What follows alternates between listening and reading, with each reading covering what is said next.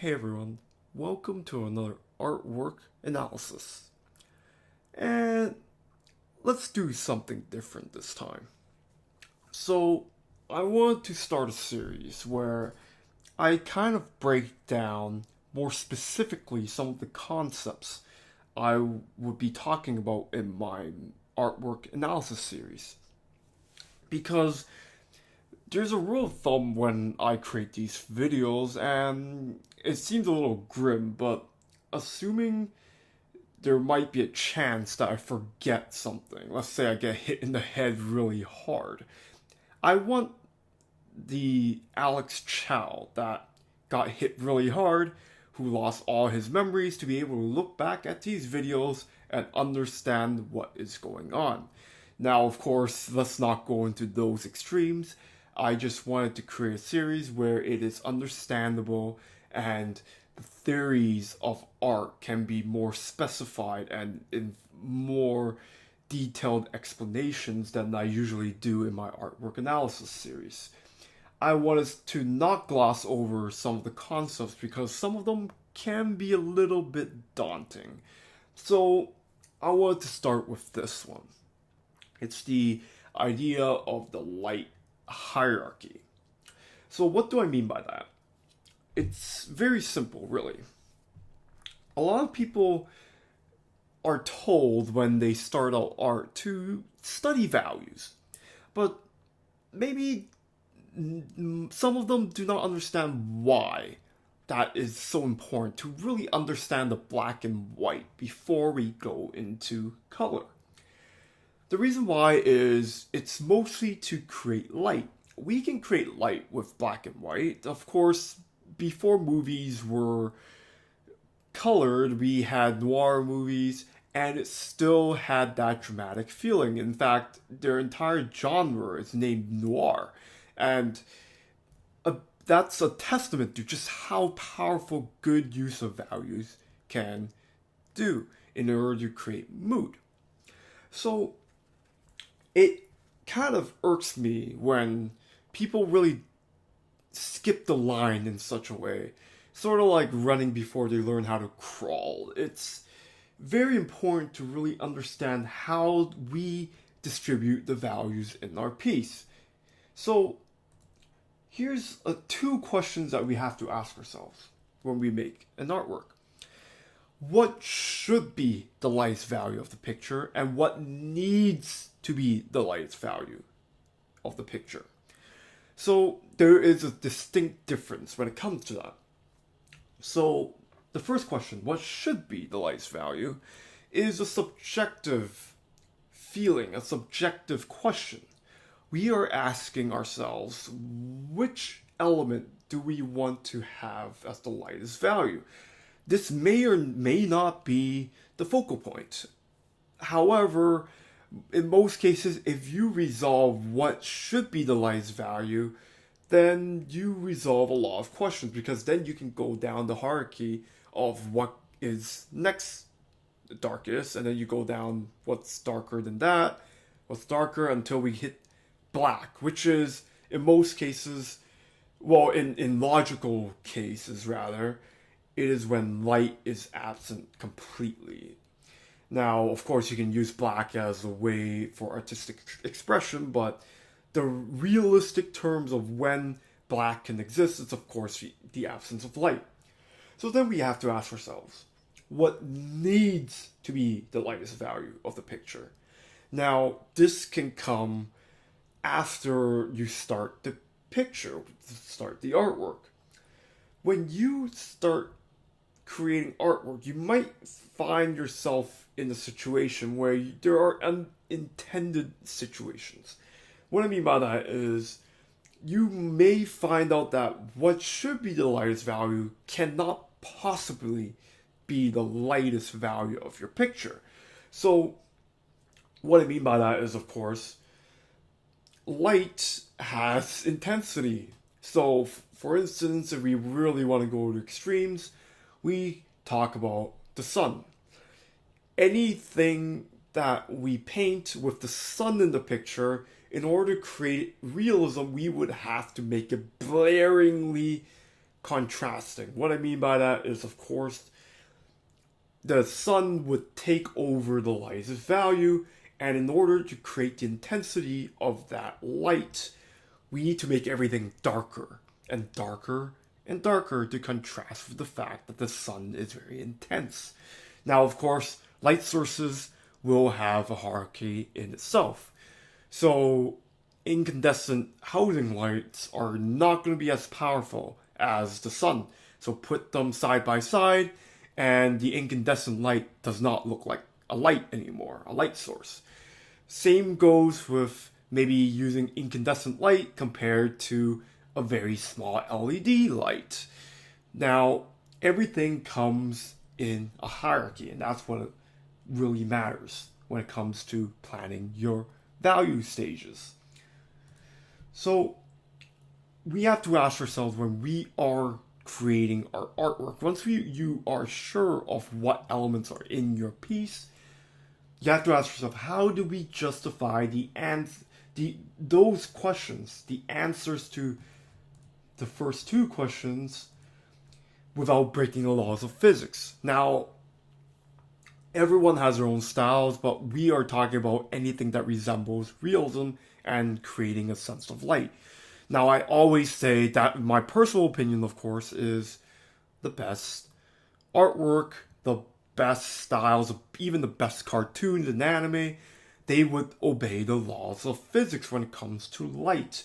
Because once you break those, it starts getting really cartoony, which has some uses, but in most cases, when people are trying to do representational art, it's very important to at least understand these physics. No, so similar to my other series, I'm going to analyze artwork, but in this case, I'm going to study a lot of different artists' artwork. So first, I want to talk about Jeremy Mann, or at least this particular piece. Look at where the lightest values are in this picture. Very easily, we see. Oh, give me a second here.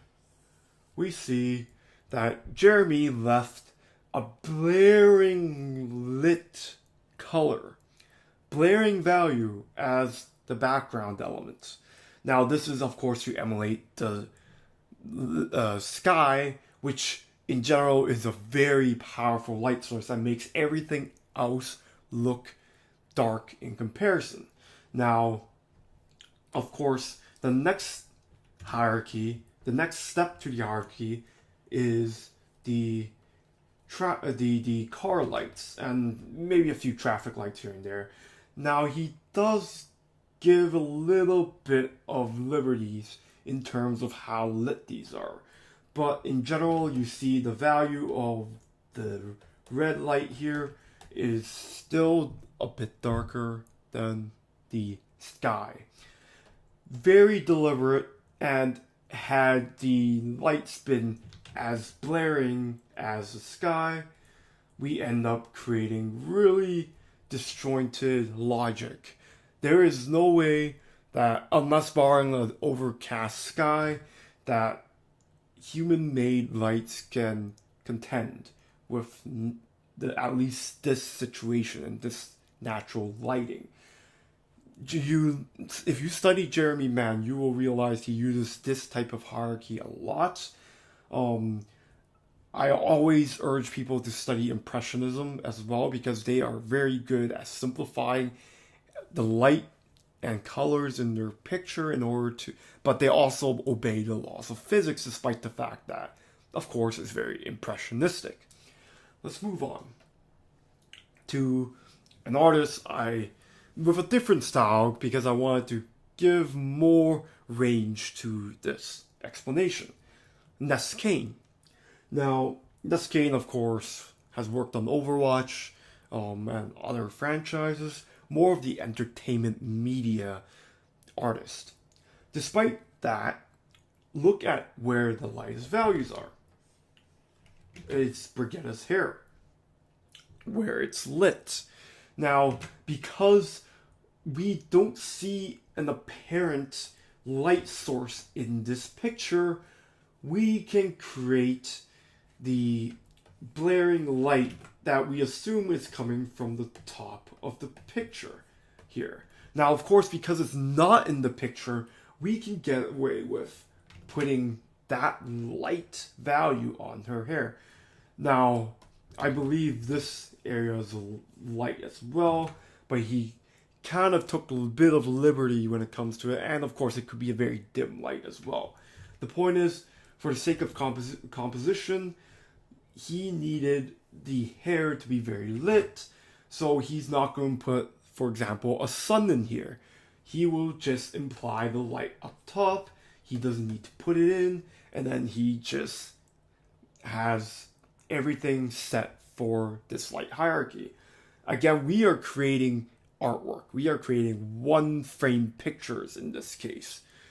We don't need to show everything, and we could get away with certain things when we omit others. So in this case, again, he establishes a hierarchy where the actual light source is not in the picture, so he can get away with doing values like this. Hopefully that makes sense. Let's move on. Now I want to talk about Casey Bogg and several artwork that he did with different value hierarchies, lighting hierarchies. So first of all, let's look at this man. Notice how we see that the lightest value, similar to the other piece I talked about, lightest value is on the figure, the face, where we want to look at. So because we don't really have an apparent situation where the light source is present, we don't need to know what value it is. We can put the lightest value onto his face. Now let's look into the next one. I chose this one deliberately because yes, now we have a Jeremy Mann situation. We have a sky here. Now, because the sky should be lighter than everything it lights, we notice that compared to the previous picture, the figure is in a darker value than the light source. We have established a light hierarchy comparing the light of the sky to the figure. Now we look at this picture. Very obvious, now the light source is very strong and it's affecting the face as well. Now, of course, the areas where she is being lit very, very, apparently very close to the light source, the face here is very close to the values of the light source, but still not there. And anything that isn't, notice how quickly it drops off into darkness. Note your hierarchies, note the intensities of your light. And really, once you really sit down and think about this concept, it makes creating your values so much easier. Now let's look into Ate Galan's work. Now a very anime-esque style, very Asian influence, but still obeying the laws of light and physics. Notice how we are to believe that the signs here are very, very, very strong lights compared to the rest of the picture. Now I chose this picture because we do see the sky here, but of course we can assume it's a very night sky, or yeah, I would say it's a night sky. You could say it's a rainy, almost night sky, but let's not talk about the technicalities here. So notice that despite having the sky here, the sky isn't emitting a light that is comparable to the blaring lights of the street signs. Now, always study how daytime changes, how the lighting changes throughout the day. There are, I know I mentioned the light of the sky should be brightly lit, but not always. And of course, that's why we have the night sky. So really take note of, and study, of course, how different situations will warrant different things. And of course, he is justifying what composition he wants. So for in this case, he probably wanted the rim lighting here. So why try to force it with other situations when he can do this type of thing. Create a hierarchy where it makes sense. Hopefully everything makes sense so far. Let's move on to something more rough. So Sophie Jodoin, I'm gonna butcher that name. Very, very dark artist, and as you can see here, where's the lightest value? It's very much zoomed in onto her nose. That's it. Whereas the other artists have really large areas of light, in this case, we have very small areas, which makes a very dark toned picture. If the majority of the lit areas are a mid-tone, we can assume that this is a very dark scene. The lighting isn't very strong. It's only shown, the only blaring lights are very spotty areas, and it creates a certain mood. So study different artists on how to create certain feelings. Let's move on. So James Sheen, I hope I don't get banned from YouTube for showing a bit of nudity, but there's artistic nudity. Let's go with that. So in this particular case, the skin tone is very close to the lightest value of the background. This creates a very diffuse situation where the gap between the light's intensity, let's use a different color here. That's not going to work. Here we go. So the gap between the light's value, the lit areas, and her skin is very close, meaning, now I'm not going to assume that there's a light source. I think it's just light coming down from here. But either way, because her skin is very light, as with the lightest values of the picture, we get a sense of a diffuse light, especially since the shadows are very close to the values of the light. You might notice that the contrast that they choose to have as an artist will define their styles. So James Sheen is very, very diffuse. Light sources aren't super blaring compared to an artist like Jeremy Mann. So really keep that in mind. So let's finish it off by going back to this image. My questions. What should be the lightest value and what needs to be lightest value? In a way, we have to interconnect both of these together. We are the artist. We choose what should be in the picture at all times. Therefore, if there is a situation where something needs to be the lightest value, but is taking away from your composition, you can simply just not have it there. You have the choice for that. This is, of course, a different story when you are trying to do life studies and studying and observing real situations. There are only so many ways you can paint realistically a city in a sunlit time period because of the way realism and logic works. No matter what style you choose, the best artists who paint that situation will make it believable. Now, it's very important to really study how different artists go about different situations. For again, something like a Jeremy Mann versus a Casey Balg, similar situations with different execution, but it still doesn't break the rules of logic because, again, they know what should be and what needs to be the lightest value. Now, we have to be able to be deliberate in our approach. If we aren't, then you're simply relying on accidents, and I'd rather really teach you guys and gals how how light works, and of course different art theories that I will talk about in the future. Anyways, thank you for watching. I'll see you next time.